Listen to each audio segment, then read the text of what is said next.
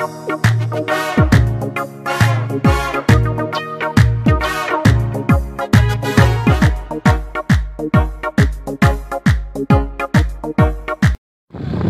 الله الرحمن الرحيم. halkan waa maxjarkii dhismihii maxjarka dagaaladu ay ka dhici jireen muddo fara badan oo ay galmudug iyo puntland ay ku dagaalameen. ciidanka jooga ayaa waxaa la rabaa in meeshan laga qaado lagana dhigo ciidanka xoogga dalka Soomaaliyeed. ilaahay iidankii ciidanka jooga waxaa laga dhigaa ciidanka xoogga dalka waa laga qaadayaa meeshan maanta. madax badan baa meesha ku siman gudoomiye kaalay gudoomiyaha gobolka galmudug waa kana gobolka mudug ee galmudug gudoomiye ka waran maanta dareenkaaga heshiisyadii hore oo la geli jiray kan wuxuu uga duwan yahay jawiga guud. waa ka kala duwan yahay waxa socda xoogga dalka Soomaaliya oo madaxweynaha galmudug waa maamulada gobolka degmooyinka waxa way Soomaaliya wax meesha socda ma sha Allah sida awadeed wax dirinayna ayaga ahaayeen marka loo fiirsho shacbigooda ma sha Allah waxaan muujinay kalena maamulada